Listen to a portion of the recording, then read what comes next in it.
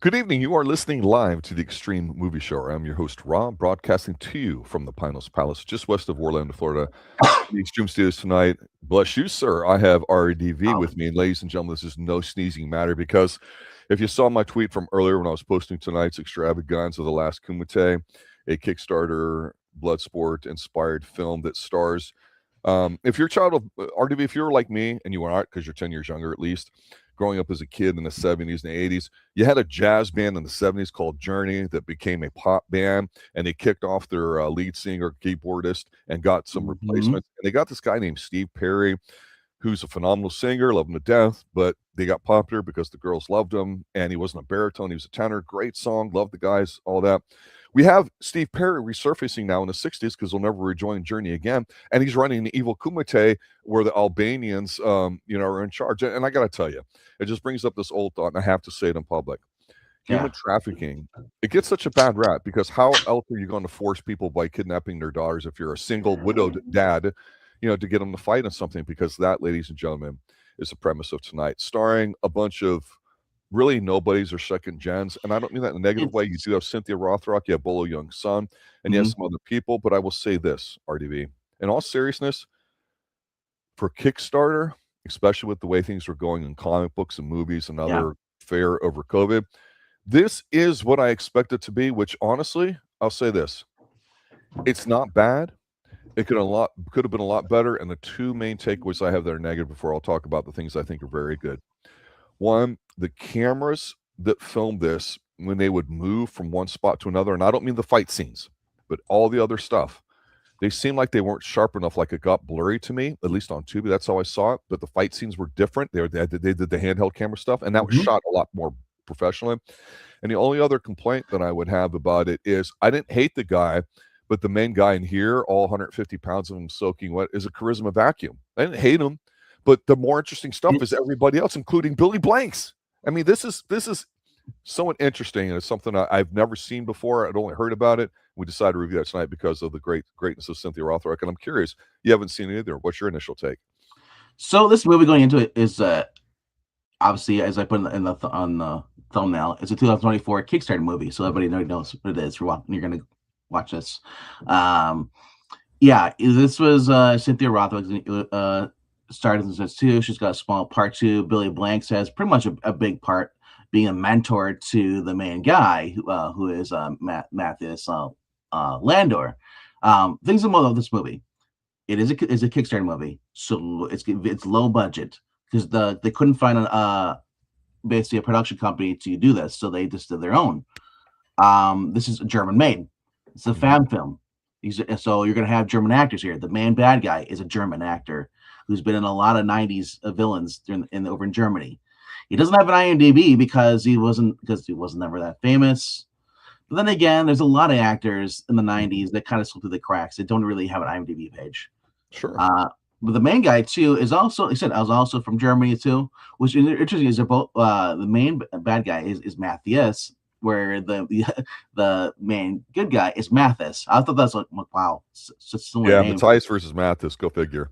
Yeah, Match of the ages in round one of the yeah, Kumite. yes. Um, the, what the, okay, I'll talk about what this movie got right for me before we go into the story. Okay. What got right for me? They managed to get in a lot of cool actors that were involved with Jean-Claude Van Damme crew, including Bolo Young's son, who makes Right. an appearance in here, who looks fantastic, looks exactly like his dad. Jacked as fuck. He should have been the main bad guy Well, look, instead he of was only 5'6", 5'7". yeah, This guy yeah, might be 5'8", 5'9". He looks bigger. instead of Wardlow Jr.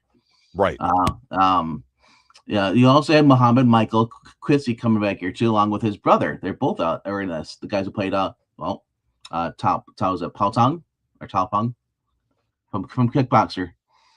That heavily inspired by Kickboxer. A little bit of blood sport mixed into it for a little comedy. But what I liked about this is they managed to get the actual composer from both those movies. The guy who worked on it got him out of retirement to score this.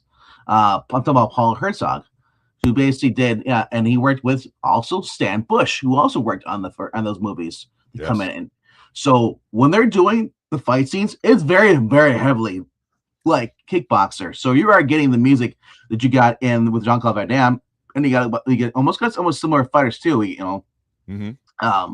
You got to get a guy jump around like a monkey trying to get hit, but this time he gets the upper hand on Bolo Young's son, which I That's thought the was capoeira style. You've got which I the thought Drunken Master one. Yeah, which I thought was kind of like, really? Because I'm like, you Bolo Young's in here. I mean, you could have made him more the bad guy, or at least one of the bigger bad. Capoeira guy always gets destroyed. The only time it Yeah. ever worked was the original Blade movie. Yeah. So I said, so I'll leave so that the music is great here too. I love the lighting, the camera angles. It really felt like I was back in the 80s, especially with the music in here. The only difference is you have some smartphones or some cell phones. But for the most part, the way it starts off just like, as you would get from any 80s or kickboxer or blood sport movie. We even get training here. Billy Blank's training him, which is very much kind of felt like I was watching American Ninja a little bit here. I know, right? I know. I was like, man, they're blending in some this canon, this fun movies, and this blending together in just one fantastic movie. I did well with that. I'm gonna agree with you, RDV. The best thing here is the score, which is nice, the songs, but the sound or the soundtrack, excuse me, but the score, the background filler music, phenomenal. It really elevated this film. Without it, this would not be good. We talked about this before. Well, when it comes to when Queen scored Highlander. It also scored Flash Gordon. Flash Gordon is so good. You take away Queen. And that movie is not; those movies are not as epic. Agreed. The music makes the movie good.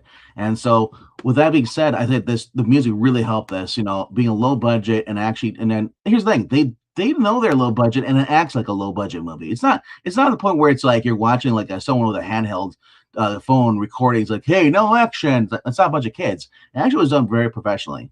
Agreed. Now, the cons is on anything many for me. The cons for me is that as you already said, the main guy he's a charisma vacuum. It felt like because originally this movie was intended to get Scott Adkins in the lead role, but he was either busy and just or they're filming something else. We all know that he turned down the role, and we got this other guy, this German actor.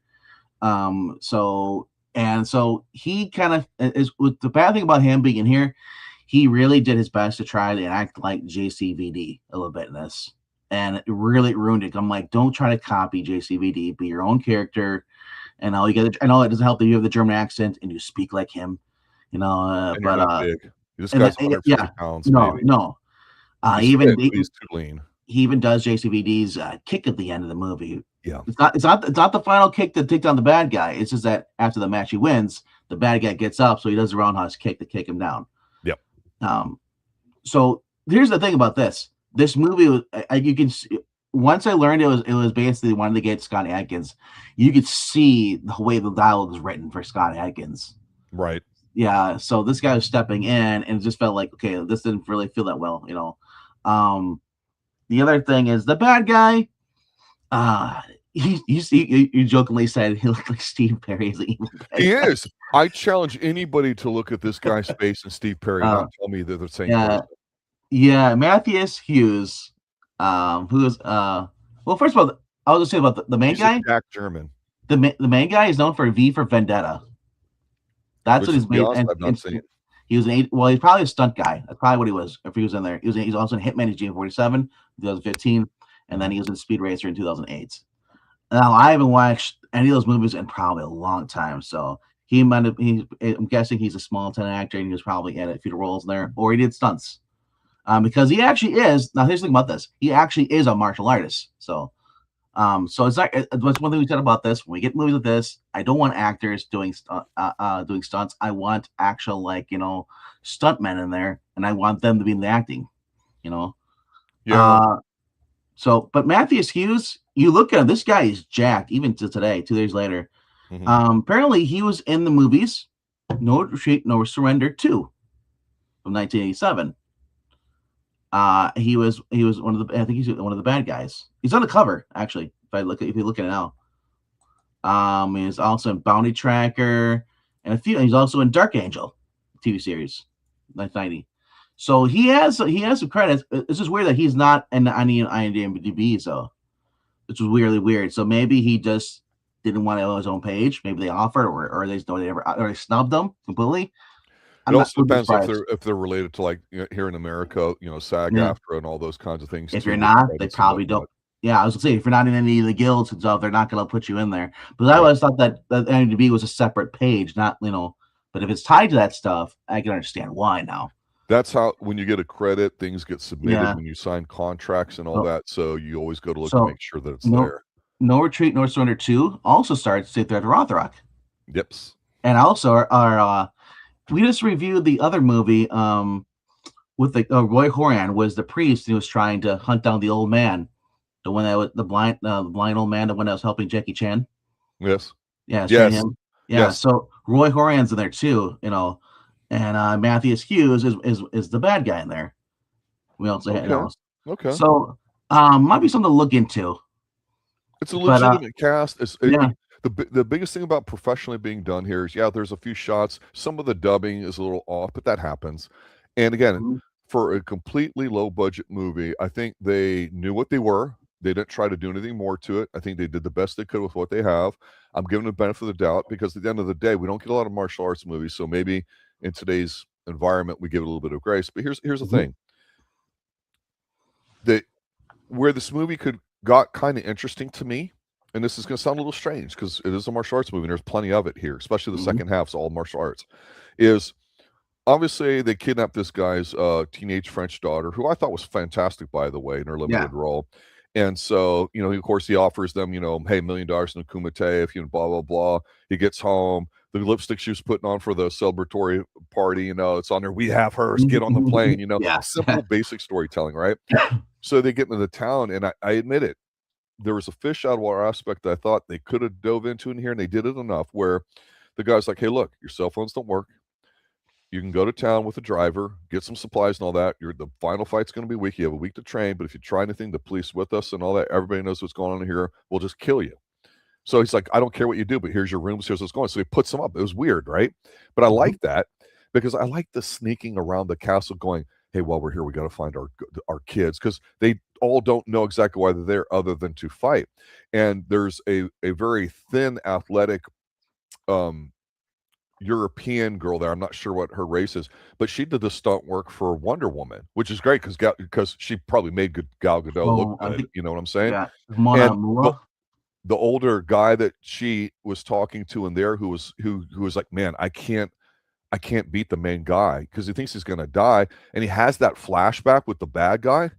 That was actually fucking good. That was really good to look at. And I'm like, they've got like this almost like side plot here where they're looking for their daughters and almost a potential romance angle that you don't normally get. Even the lady that comes in and tends to the main Yeah, guy's wounds or whatever Kurt, that Billy yeah. Blanks knows was kind of interesting. It's does well and it moves well. So you're talking about Kurt McKinney, who was also in both No Retreat, No Surrenders, in the first one and the second one. He also starred in movies with Cynthia Rothrock and Sworn to Justice. So you're getting these are the 90s and 80s, kind of the martial art actors he had in movies. Cynthia's the best of the best to me. I love Michelle Yao. Yeah, Cynthia's the yeah, best. She is the yeah, gold standard to me. yeah. Um, yeah, I was looking up more about some of these people in here too. It's like, yeah, you brought up Mona Mula. She plays Leo Martin here. She's the only girl in the Kumite. And it's pretty well in there. And I kept thinking I was watching this movie, like, okay, they can make her be like a love interest because this guy's in the beginning he only has a daughter, teenage daughter, and he's visiting his wife's grave. Here's the thing. If it was typical martial arts, which you could argue that it Yeah. is, or if it was a lot of the quick scene, shifting where you can't really watch it, Hmm. it would fail. Yeah. I'm gonna use her as an example because I don't like girl bosses. I don't like any of that kind of stuff. Yeah. And she's petite, but she's fit and she's a legitimate actress, so she has that aura about her about being a tough girl in no sense. She knows how to use body. Everybody here does well with their She's body. tomboyish, Exactly. but pretty though. So the one guy with the beard, the Jack dude that comes up and he's kind of like spazzing on her a little bit and all that. I've actually gone, man, I know this dude. He he's done some stuff where like I watch the occasional Scott Adkins. He has a podcast, right? I've seen this guy do his own podcast several times because I've watched the guy's name escapes me. The Australian guy that died earlier this year that we mentioned, Richard Norton. I've seen a lot of these older guys, Superfoot Wallace, all of them, him interviewing. And I thought, okay, this guy's cool. Now he's in this movie. Are you talking about Draco? The bad guy? Not the main bad guy, the other guy that was with them that has the beard. He looks like somebody who I can't remember, but he ended up being the undercover policeman, I think, at the end. Oh, okay. That's Kurt McKinney.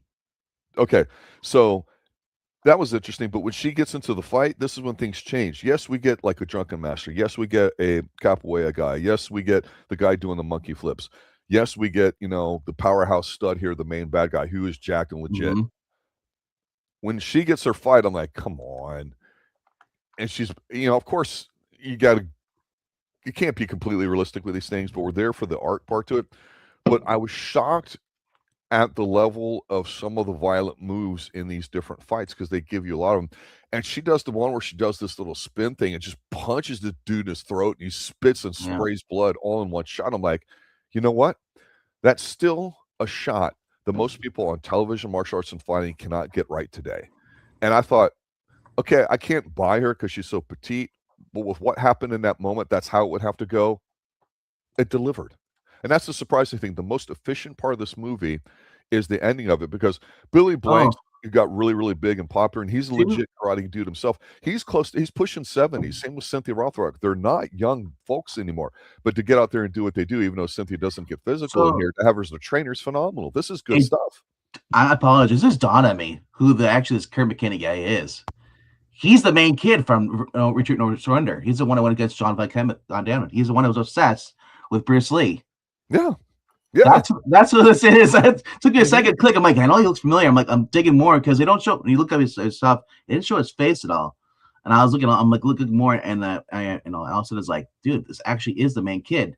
Because it dawned me because he would be this age by now, and like I said, like he's still in shape, able to still do some of the fight moves. Yeah. Like I said, this is actually they had a nice cast in here too. Now some people say, "Oh, it's a bunch of has-beens, nobodies. No one ever cared about blah blah. Why should I watch it?"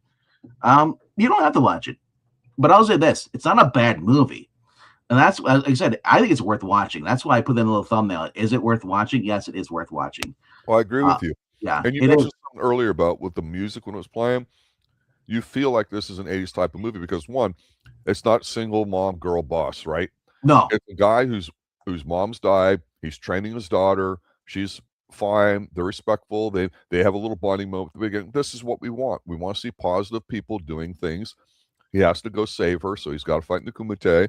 He doesn't want to kill anybody, but he's basically going to believe that the last person who wins $1 million is going to have to kill it. They don't go too deep into the plot, but all of them there do have a sense of, wow, we're kind of fucked, we're going to end up having to fight each other. And they do show them training and a lot of montages, making comments. And I got to tell you, I was starting to have fun with Billy Blanks because at first when we see him, we don't see him because there's a janitor swooping in the back and the one guy's like, man, how can we beat the bad guy?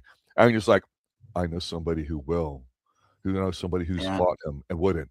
Who? And he points to him and he's like, and it's Billy Blanks. And I'm like, yes, because he's older now and he looked like he's put on weight. But he was always a wide body kind of guy, very, very big and fit, not a lean dude. And so when he starts training him and stuff, he just makes comments. I'm like, yeah, he was starting to feel it. And then when everyone's reacting, when there was the big punches in the different fights where you're like, ooh, and all that. And all, I'm like, okay, I'm getting into this a little bit because, the budget you can say is very low. But it's professionally done, and I'll tell you, the last 30 minutes of or so gives you the majority of fights. They don't go on too long. They're not totally unbelievable. They're good enough, and I think they're very sincere. I don't think they tried getting so much blood out of a stone. They copped out on it. No. Have you seen better fights than other ones? Maybe, but I still thought it was pretty good. I thought as far as the fight scenes go, it's the same thing you're getting in Kickboxer. Whenever they showed the compilation scenes where we were fighting the rounds, it's the exact same you're getting. So I'm not saying say, oh my gosh, this sucks or this is better.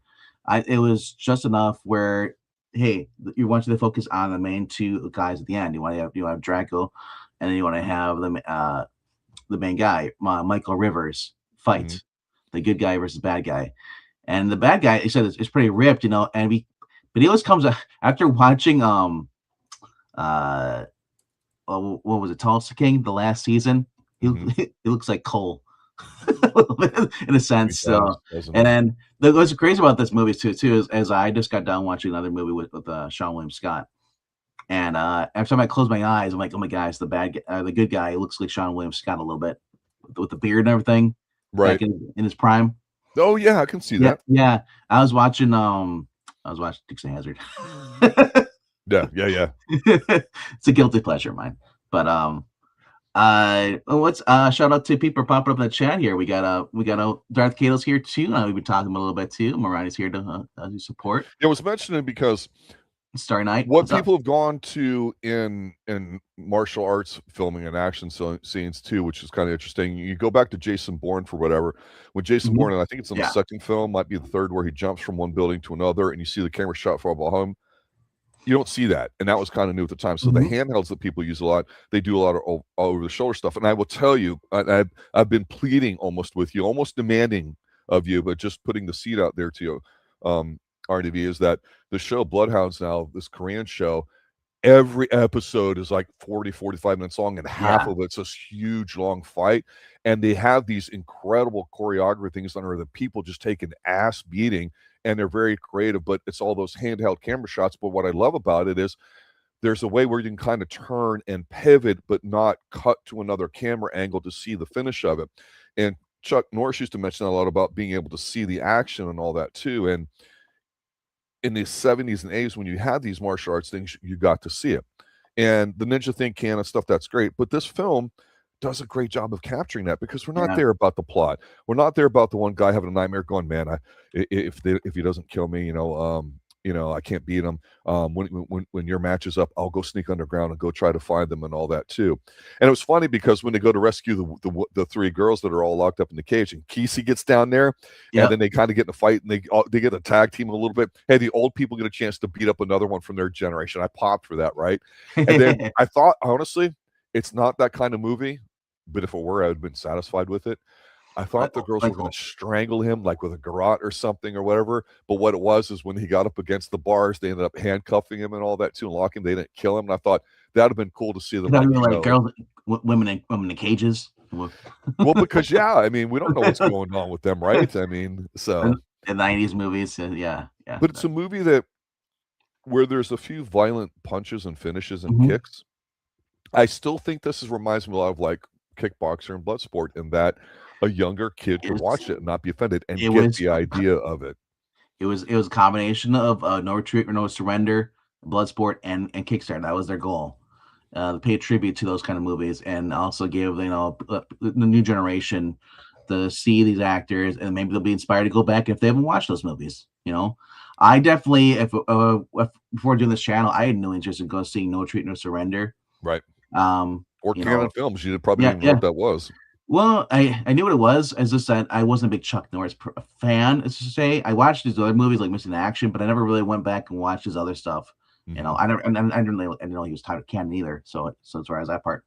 But for me though, I said like this was actually done with respect. Being a fan film, and his thing. This was made without Hollywood and all that stuff. So they even got money from the people who suck the movies for Hollywood and stuff. Capelight Pictures donated to their thing, so they're gave them like a big chunk of change. So as I said, it was actually nice to see that they actually got some support, and it wasn't just like a shitty, crappy, movie. Is actually they took time. They had someone come out and actually write it, and it was actually a good script. It was written by Sean David Lowe, and also the director Ross W. Clarkson. Ross Clarkson, apparently I look at his IMDb stuff. He did Dead Heat in 2002. Okay. Which had a few actors in there too. The Anthony Elapinga and Kiefer Sutherland, Robert Mitchell. He also directed Ninja, 2009. Yep, that's got Scott Adkins, I believe. Yeah, or then he actually so he didn't. There's a bunch of ninja movies. He wrote it. He didn't direct it though. So bad. Take it back. He wrote it. He wrote a lot of these. He also wrote for The Mechanic, 2005. That's the Dolph Lundgren one. That's the 50 DVD ones. Undisputed 2, Last Man Standing, another fighting movie. So he Derailed. knows these movies. Derailed with Van Damme, Marines. Yeah. Victim in 1999, Suspect, and he's done a lot of stuff. He shot Ninja, Shadow Tear, he wrote that too. Sniper, Never Back Down, No Surrender. He wrote that one. And so this guy has been writing a lot of cool stuff. He's not the biggest name, but like I said, this is a guy who's familiar with these movies and put blood, sweat, and tears here. Apparently there was some drama that he was not allowed to be involved in post-production or something. I'm not sure what that was all about, but they're talking about a little bit. Well, here a couple comments on this too, because what this film is, I mean, it is what it is. It's enjoyable. I agree with you. It's worth watching. Yeah. I will say this, but the bigger picture, if I take a step back and look at this, I hate to bring this up, and I have no problems with sequels and all that. Are they great or whatever like that? No, but sometimes they're watchable. Sometimes you get into it and people can put their spin on them. And a lot of times they just aren't. They don't live up to it. We know this, right? Yeah. So it's kind of with a mixed bag, even if you repeat stuff like Halloween's and all these other ones. This is not the first movie I think that was crowdfunded that we watched, and one of them would be Samurai Cop 2. 3. They went back to the well. Yeah. They had a bigger budget, and it did not work. For whatever reason, it failed, in my opinion, watching it. This movie does not. So I appreciate, because I think the word respect that you said sums this movie up. It's respectful. It does what it does. And remember, Cynthia Rothrock's fine. She's, probably 68, 69 years old when this is filmed, in her late 60s. Same with Billy Blanks. They don't have to do it. I'm sure they did it. I'm sure they got paid for it. I'm sure there are things to it. But when you can pick and choose to do this and you do it on your own, you have got creative freedom for it. You have to involve Hollywood. Sometimes because of that respect is why people get attached to it. And so there's an earnestness or sincereness to it that comes across. And if you're not familiar with the 80s action movies, which I always tell everybody that this channel is based off of, despite we do a lot of other things, is that there is a heart to it, and it is there. And the score definitely makes me feel it. Watching the fights, I go, this feels familiar, but it's still done well. It's not boring. Yeah. It's not anything new. Here's the great thing about this. Yeah, it's definitely if you're unsure about watch or pay, or I want to pay money for this. It's on Tubi for free. And if you're watching through your laptop or your PC that has ad block, you can skip all the commercials. Yeah, Darth K was talking about how he's got Ninja with Scott Adkins. Yeah, I remember telling you when we were doing canon films before how the Ninja trilogy from canon to me is the three greatest Ninja films of all time. The first one with Franco Nero is the second best. Their sequel, the second one with Sho Kosugi, that is by far the best Ninja movie. And then the third one, The Domination's pretty damn cool too. So I went back and I kept seeing this guy's face, and I'm like, I'm seeing him on all these B films, right? I'm seeing him with Dolph Lundgren and Universal Soldiers. I'm seeing him in these other things and all that. And it's this guy, Scott Adkins. So I said, okay, he's doing all these Ninja films. I don't know what they are. I don't know who this guy is. Let me watch it from there. So I watched Ninja, the Shadow of the Tears ones. There's a couple of them. I think we did another one random that had Sho Kosugi's son in it a year or two ago. And because I still want to see that stuff, that stuff is still cool. Here's the thing about Scott Adkins. I never was really sold on until I watched Ninja. I've seen him in other movies. I saw him, I think he was in one of the Predator movies sequels. Yep. He's in that too. And I just, before that, we saw him in John Wick 4 or 3. I think 4, he was killer, and he had the fat bodysuit. Yeah. Ourselves quite a predicament. With the Taylor. And that's the first time he had charisma, because he's not a bad actor. He's a good-looking guy. He's a fit guy.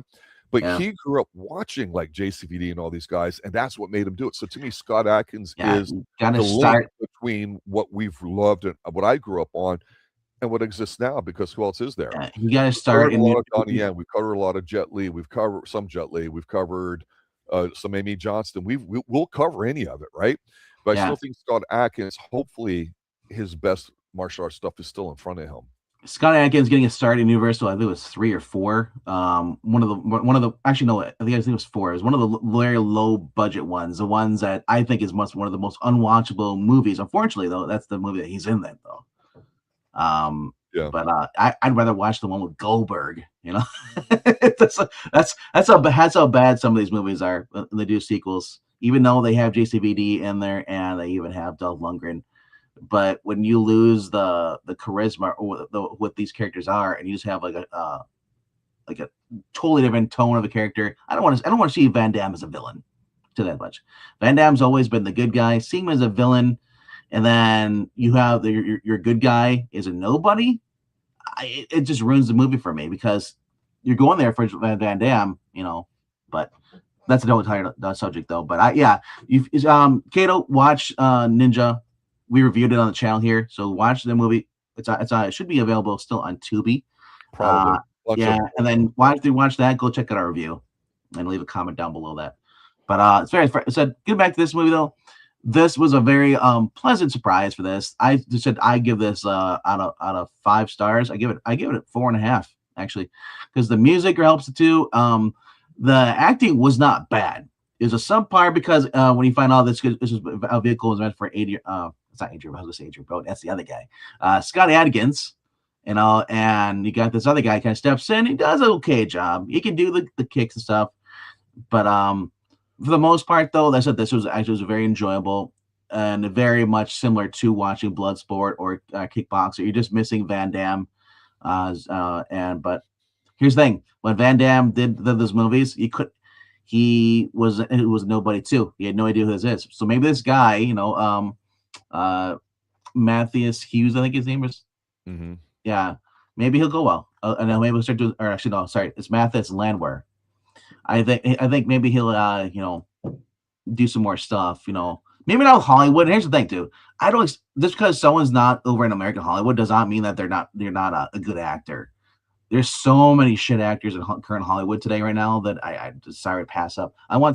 Especially when it comes to some of the action movies, I'm like, okay, whatever.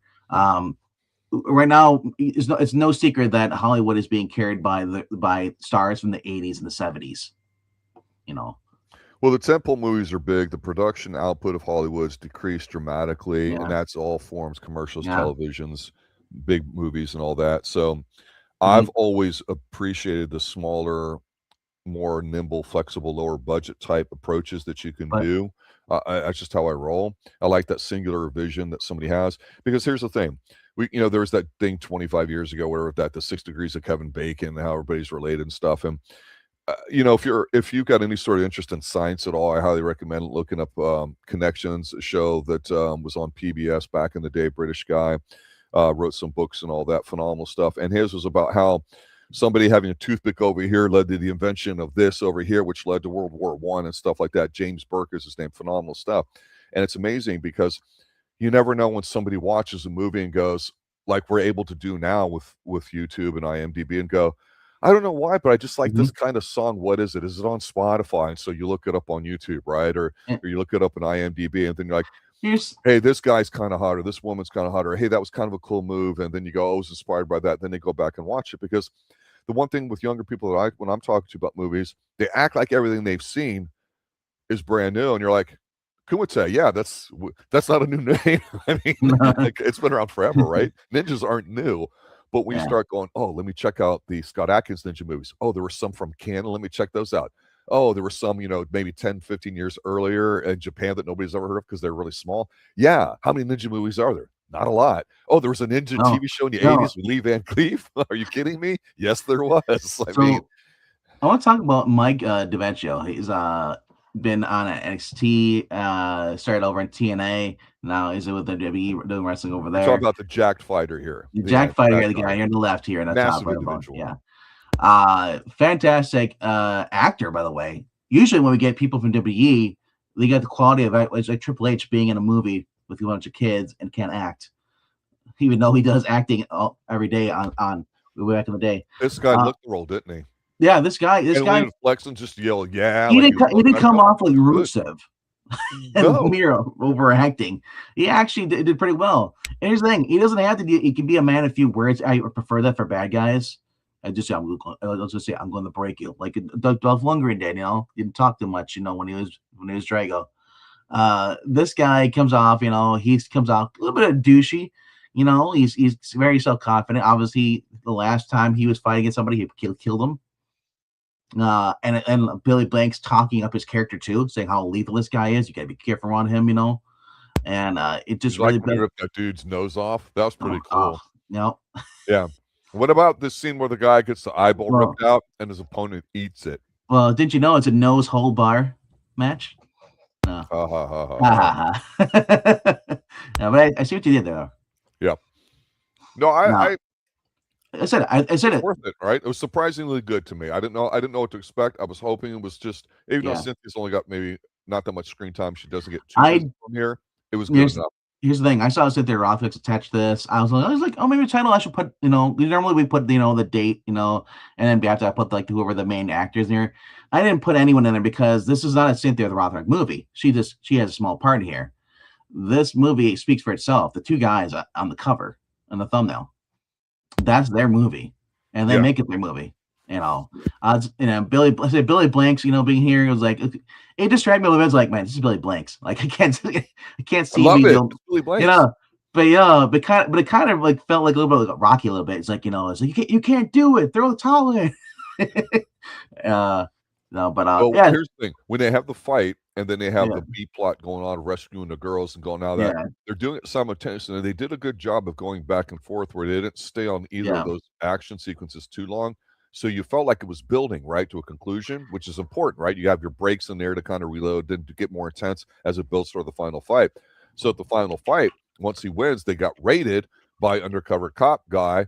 And then the evil Steve Perry, decides to run off. And of course, he wears nothing but silk gentleman's robes. And he has the whores on each arm, which is kind of funny because they're skanks, right? And so they like leave or disappear or whatever. So he leaves. And this is so stupid but funny. I love the building that they're at, this castle in Germany, wherever it's at, this little shanky thing or whatever, cobblestones. And he runs through, he sees the gate, and he runs through the gate. And there happens to be conveniently placed across the gate a machete, right? Machete, as some people would say. And he's running. And so Billy Blanks is chasing after him. So we get the mini fight at the end because he had kidnapped his daughter or whatever. So now his daughter's free and all that. So they get to have their little fight. So we get to see Billy Blanks get a little action there at the end too. And I'm like, yeah, that's it. That was a little like cherry on the top there, what I wanted to see. I thought that was cool. Yeah. So you remember the original Bloodsport was in Kowloon City, the Lone City. So maybe this was just so, even though this movie was not in New York, it had opening scenes in New York City and stuff like that, and then the rest of it was shot in Bulgaria, Eastern Europe. So I thought that was actually interesting too, because this is more outside. They showed a little bit like almost like a castle or kind of structure like this, just like an old farmhouse. Yeah. And then they had old cellar and stuff where they lock people up. It's a little different than what you normally get with a movie based off these three films. So it's just, guys, this could have been a lot worse, but I did like the fighting location for this. Me too. I thought it was done well.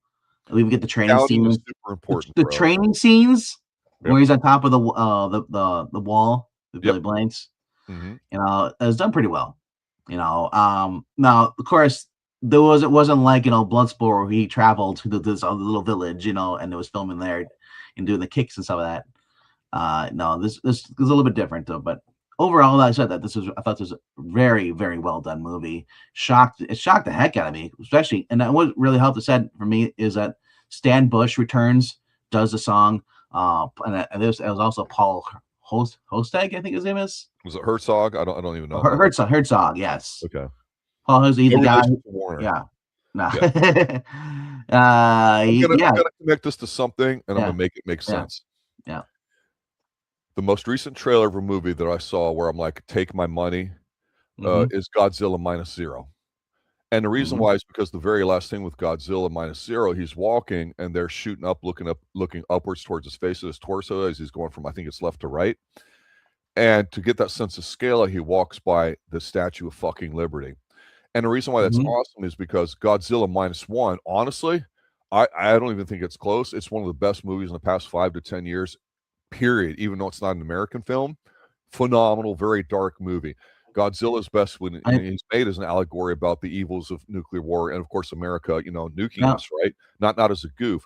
But when I go back to Gareth Edwards' version of 2014, it's pure art with Godzilla, and I still think that's the best Godzilla film because they do a halo jump in there, and then there's a scene where Godzilla comes out of the smoke and clouds and you don't hear anything. It's just the framing of it. it's the best use of CGI that I've seen, because a lot of the action with CGI doesn't do it justice. So when you have a super low budget movie like The Last Kumite and all that, and older people that don't perform physically as much as they do anymore, everything else is still important. But to your point, they're in Bulgaria, they're on some cobblestone farm or whatever like that, and some indoor thing and all that. But you feel like you're there. They show you the locations as they're setting up, so you know where they're at in your mind. And a lot of times people will not show the location to make you feel like you're in there and play with your brain that way. And so, like I said, this movie's done very professionally. I agree with you totally on it. Any other final thoughts? Crazy about this, Ron Hall Hall is the bad guy here. That's the name of the actor. The character. It's Matthias's character. He was he's an old guy. He said he's the Steve Perry trying to look at time. He's got the long hair, almost like Raiden a little bit. He's got a cane as he walks around, and when they round up all the guys there, the one guy's like, "This is bullshit. I'm gonna do this." The other guy joins him. He's like, "Yeah, I'm gonna kick your ass. You know, my wife, my daughter." What does he do? How does he respond? Shoots in the guy in the head. And I said, like, this just shows he's a complete psychopath. Doesn't care.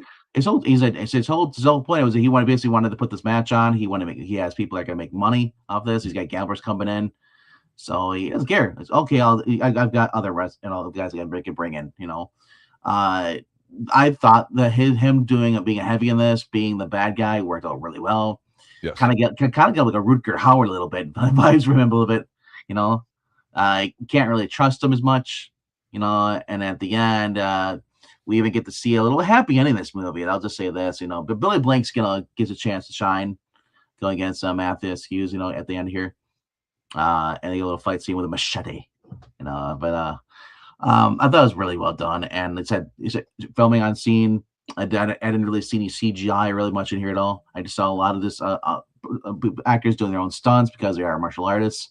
And if you respect for the original actors, Cynthia Rothrock and a lot of these other guys here, you're gonna like this too. It's just this is them. And Cynthia Rothrock wouldn't have got involved unless it was really respectful to their yesteryear as far as the moves they did back in the day. This felt like it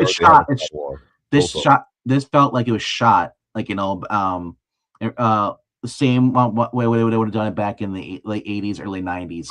100%. Yes, and there's a lot of respect and love put in this film. And so honestly, if I can find this on DVD, I probably will. I'll probably look up Capelight. They probably have it on Steel Box or whatever, because Capelight actually didn't. The only reason they put money in this is after at the time Kickboxer and Bloodsport, they released those on the Steel stuff. They realized, oh my gosh, people still like this stuff, and they saw this was being done. They said, well, fuck it, we're gonna put money into this. People want to see fighting. Yeah. So like I said, it was worth every penny. I don't know if I want to pay $30 for it, but I'll probably give if it's down to like $15-10. I'll buy it on Blu-ray. But like I said, is it worth watching? Yes, 100%. But if you've never seen Bloodsport, No Retreat, No Surrender, heck, you can skip No Retreat, No Surrender. You can skip that, but watch Kickboxer and Bloodsport, and then come back and watch this. Yes. And guess what? Bloodsport and Kickboxer are also available on DVD, Blu-ray, but they're also available on Tubi. I was actually able to go pick them up. My friend had who passed away. He was a comic book shop owner. They're selling his collection. And I was like, well, cool. So I got Kickboxer, which I think I already had this on Blu-ray. So I just picked it up again for like $5. Right.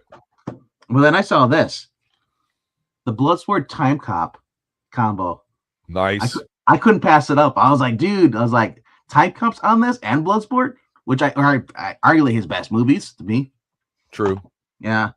And then I also got Death Warrant Kills there too. So why not? We'll cover that at some point. You know what else is on Tubi, sir? What's that? It's season 2, episode 3 of Forever Knight. Nick Knight, the vampire, aggressively from the 90s. Nickelodeon, the Knight that wants to get out. Yeah, he. It's a different episode, a different season. It's a different feel than season 1. It's actually a little darker and more serious, and I kind of like it. Some interesting developments. Are you saying Eastern? What's that? Are you saying they went the Miami Vice route? Well, when Miami Vice shifts tone and gets a little darker, that's what's happening right now in Forever Knight. Yeah. Jeanette's not smiling. I'm just saying. I hope that dude's back. I'm just saying. It's an early Canadian show, The Vampire, who's a detective. David Boreanaz can go eat your heart out, bro. We know Josh Whedon watched this show and decided I'm gonna make a character based off this. And he said, you know what? I'm gonna do a spinoff. I'm gonna do I'm gonna call it Angel, and he's gonna be a detective, just like Nick at Night. And yeah, you can tell it's heavily inspired. You know those shows more better than I do, but I will tell you, this is the first time that a vampire's been played somewhat progressively, somewhat kind of like, I hate to say anti-violent because it's not that he's not, but he's doing everything he can not to do vampire-y stuff. I mean, and you can talk about the shift in the 90s with Anne Rice and her movies getting big and all that, Tom Cruise, Brad Pitt. This movie did it first. Yeah, I was gonna say he's like the Brad Pitt with Tom Cruise's Lestat, I asked this because I haven't watched the Caesar series yet. Has he had a rival vampire come in that knows him from his past? He destroys him in, I think it's episode 1 or 2 of season 1. Wow, that early on? Wow. But he's one of the original vampires from way back and has now come back. And I don't know how. And the dude looks funny. But the guy's a great actor, and he's got oodles of charisma. That's and great. we don't see him often. Well, yeah, the main actor for he's as Buffy would say, Master. Good night, everybody. Ryan Thomas. Master. I've been waiting to use that. Good night, everybody. See you tomorrow night, 9 p.m. Eastern. Here, hey guys know the drill. If you haven't done so, please click like, subscribe, leave a comment down below. Let us know what you thought of this movie. And if you have any thoughts or for movies martial art movies that we should review, let us know down in the comment section. And we'll see you tomorrow night at 9 p.m. Eastern, 8 p.m. Eastern, and 8 p.m. Central for Forever Night. Later, guys. Thanks for watching.